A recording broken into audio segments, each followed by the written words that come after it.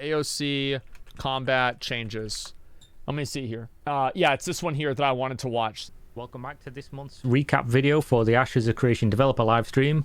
All information, as always, was taken from the ashespost.com website as a text transcript, so check them out at the link in the video description. The alpha is currently still ongoing until August 13th, and then there's plans for a long downtime to implement a lot of big changes. So let's get into the video and what these changes are going to be. In terms of the quick updates, there is a new junior community manager that's joined the team. They are opening the content creation applications, which kind of confused me a little bit since I'm pretty sure I already signed up for this a few months ago. But they are bringing on an influencer specialist to help out. And I would just like to go on record and say, please, let's not use that word. I hate it so much. And of course, Thank you. I really appreciate that, Kira. I think it's fucking obnoxious too.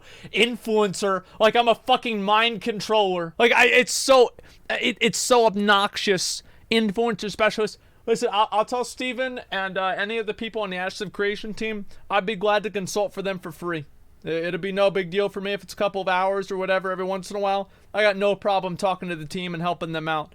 I've got a lot of high hopes for the game, and I think it's just going to be good for everybody. It's not a big deal for me at all. As mentioned in the intro, the alpha will be going down for, quote, a significant downtime after the alpha 1 ends on August 13th. So first up, the studio update portion of the stream talks about the physical move to the new studio location. They now have all the workstations set up, and they're waiting for ancillary furniture, the game lounge, and cafeteria to be set up. The game lounge, hopefully they're not going to have their superiors playing Call of Duty in there. Points for anyone who gets that dark reference. So about 40 people are now working in that studio, with the others due to come in the next couple of weeks, 2 to 3 weeks.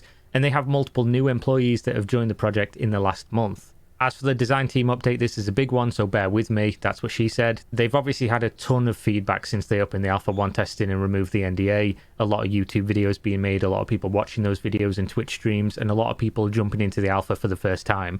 More so than seeing a guy like that, just a neckbeard right there, sitting there programming the game with an action figure on his desk. He's like, probably mid-40s, 50s or so. Really gives me a lot of confidence about the game. I'm like, all right. Things are gonna be okay.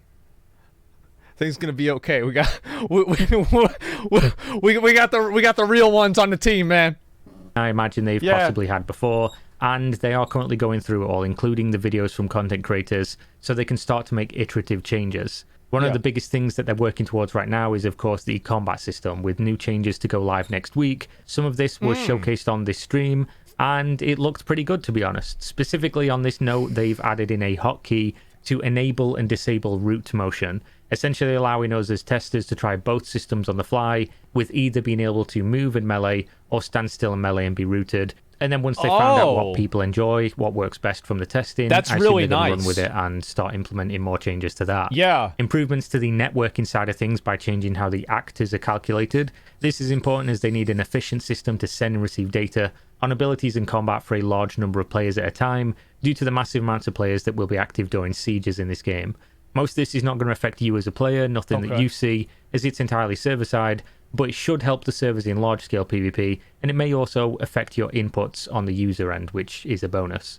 In terms of going into specifics on the combat, they went into detail on how and why the combat feels the way that it does in Alpha right now, and probably will do for a little while. The non-root attack system currently has almost no work done to it.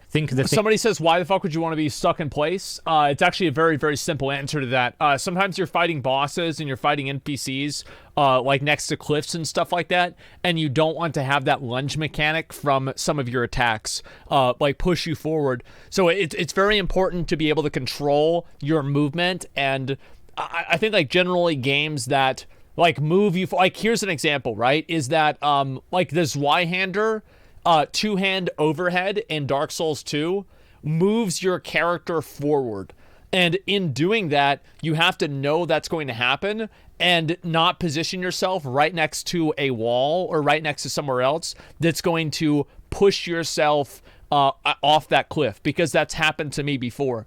And you can even use that as a positive thing, right? Like, let's say you're trying to do like the Anne Orlando, the bridge run, right? You can use that to kind of sidestep and push that Silver Knight out of the way by just pushing your player character model closer into him and sidestepping him away, and sometimes knocking him off the edge. So there's a lot of ways that you can take advantage of that, but it has to be something that you can control, right? And you can also use other attacks that don't do that.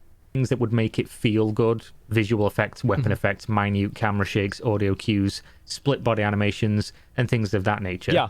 They've been trying to get in a bunch of different forms of combat into the alpha for people to test and just see what people like the best. And it seems people prefer to be able to move and fight without being rooted in place, so that's what they're going for at the moment. It feels a lot more fluid. There is, of course, also a reminder at the end here that the Alpha 1 is actually for mostly testing back-end systems and laying the framework and foundations to continue to build on that foundation into long-term viability. Whereas Alpha 2 will be when they have all their core systems in place for testing. That's not going to be for a long time. Alpha 2, as far as I know, has no alpha date set yet. Yeah. But from what I played, the networking and engine will run in pretty damn well. Actually impressed me, and much better than I thought it was going to be. I think 8 months until Alpha 2 at an absolute, like, fucking ideal situation.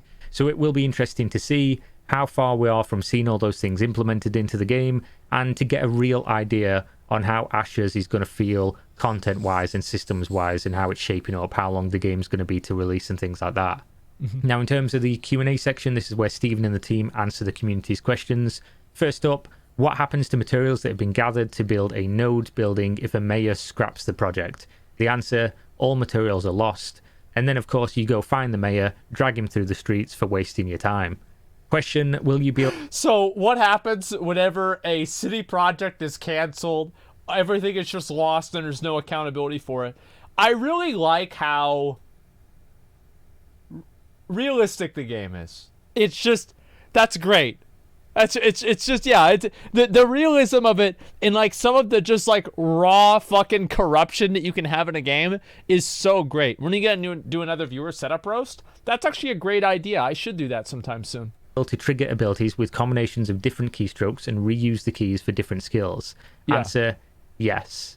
Question: if I damage a fellow player but then let the mob they're fighting finish them off, will I gain corruption? Answer: no. The idea is going to be, unless a player is in your party, alliance, guild, or raid, you won't be able to actually see their HP.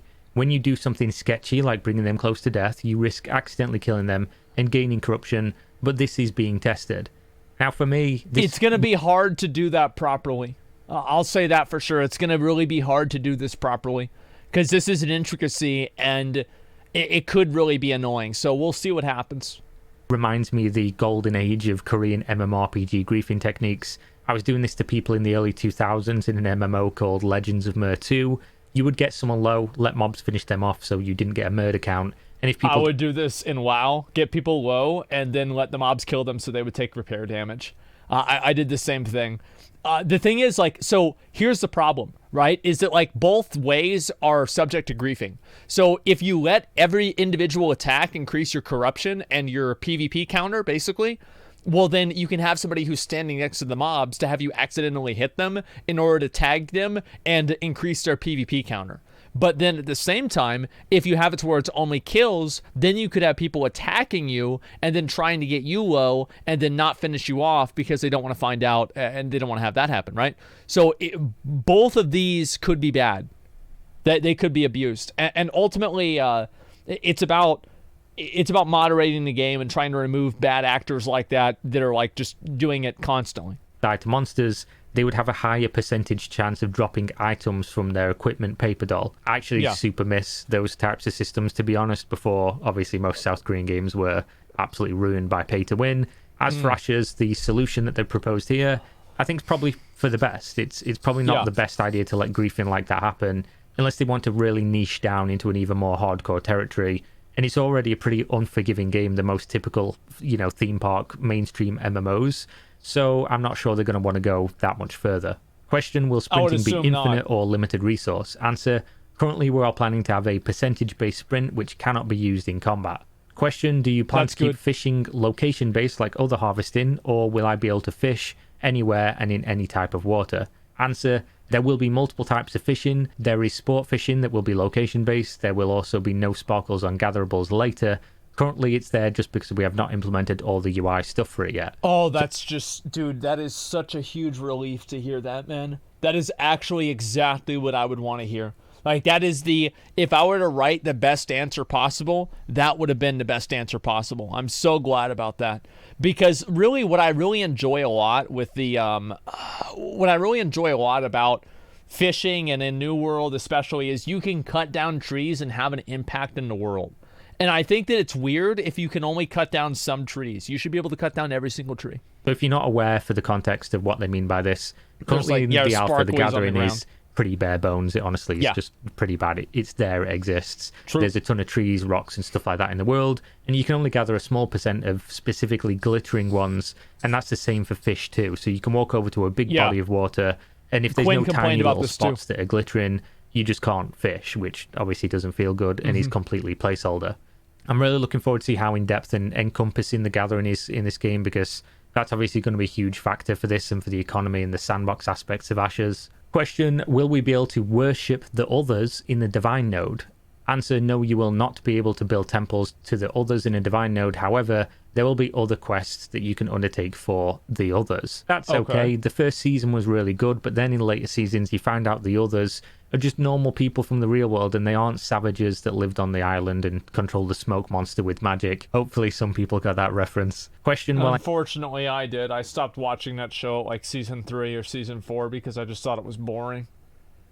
Like Lost, I lost interest. I need arrows for my bow. Answer, good question. Still discussing with the design team. No answer. I personally hope this is a thing. Going back to WoW Classic and TBC gave me a great appreciation for the little things like this. It just feels better. Question, how early would we be able to own our first ship? Answer, level 10 or 15, you can craft your own small or personal vessel. That's really the early. Smallest size. Question, are players restricted from transferring materials to alts via freehold storage? Answer, no, you cannot move materials that way, but you can move normal items that way. Question, when you invest a percentage of your power into a combat pet, when it dies, how soon does the percentage of power return to you? Answer, immediately. Question, what are your plans to keep old gear relevant / useful? Answer, a big component for this while expansions or progression comes out is via deconstruction. Deconstruction will provide unique materials that can only be acquired through deconstruction to progress your gear. I'm not really... Yeah, this happened also, like, this same thing was, this is something that happened in, what was the game for it? Fucking in New World. Yeah, this happened in New World as well. Is it, like, you have to, like, deconstruct gear or salvage gear in order to get, repair parts? I'm not sure if they went into more depth on this and more systems, but from what the transcript says, it doesn't. I'll give you my take on this.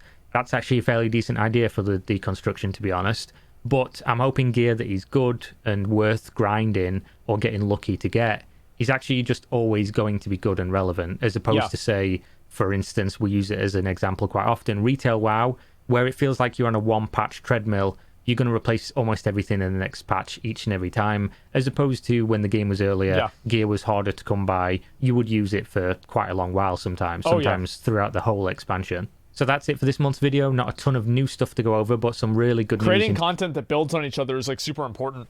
And a game that doesn't have that is, like, just, I think in a lot of ways it's just a dog shit game. Like, you have to have content that builds on each other, and it's not like content... Like, in retail WoW, expansions, like, take content away from the game, and Ashes of Creation, I think Steven knows this, right? And a lot of the team know this, but, like, you cannot have content that actively takes... It like removes other content from the game. Final Fantasy does a very good job of this. The improvements to the networking, and the fact that they are still going over feedback that people provided. There was so many videos, so many people watching live streams, so many people commenting that never tested or seen the game before, and it's really good that they are taking all that feedback on board. I agree with that. If you didn't catch my impressions of the alpha test, I'll leave a link in the video description to that video. Cliff notes are, of course, that I mostly thought it was good from a foundational standpoint, but obviously we're so far off of release that it's really hard to talk about the project in much depth yet, as most of the things we really need to see are simply not there yet. They're just not in the game and won't be for quite a while. There is a super high ceiling, though, on what we've seen so far based on the early implementation and showcase of the large siege fights and how they're working already. And of I course, think that's why people are really enthusiastic about Ashes of Creation, is the potential that it has. I think is like some of the best potential of any game. And like the amount of things that they're trying to do are like the most amount of things that they're trying to do, like pretty much like ever. And for like any game, and like that's why people are so excited about it. But I think that there's a lot of other people who are skeptical about it for that exact same reason, because they're like, well, listen, like, you know, Blizzard can't figure this out, these other companies can't figure this out, why is Ashes of Creation going to figure out this problem and then also do, like, you know, let's say every game comes out with 5 features, Ashes of Creation is planning on coming out with 30. Well, I mean, how's that even going to happen? So I can understand the skepticism, absolutely. How they perform, which is a great feather in the cap and shows that they are mostly there in terms of the back-end systems, at least from my perspective. It's going to be a show not tell situation. Leave me a comment, a like, a subscription if you enjoy the content, and if you want to keep up to date on the ongoings of the MMORPG world and beyond, as I do cover pretty much everything that I can. Yeah, also, click the link in the video description if you've not registered for Ashes of Creation yet. That will give you an account affiliated with me, meaning any money you spend will give me a direct kickback of money and directly supports my channel and content. Appreciate you all. Hope to see you on the next one. Stay safe out there. We out. Peace. Well, he stole my piece. I do like, yeah, I'm the first person to ever use peace at the end of my video. That's true. I know that a lot of people might not know that, but yeah, that's definitely true. I think, yeah, obviously a lot of people are very excited about Ashes of Creation, and I think that there are a lot of other people who are just very, they're very skeptical about it because of all the promises and everything like that. I can understand that completely, and I think that just that's going to be something that will work itself out in time. That will work itself out in time. That's my opinion.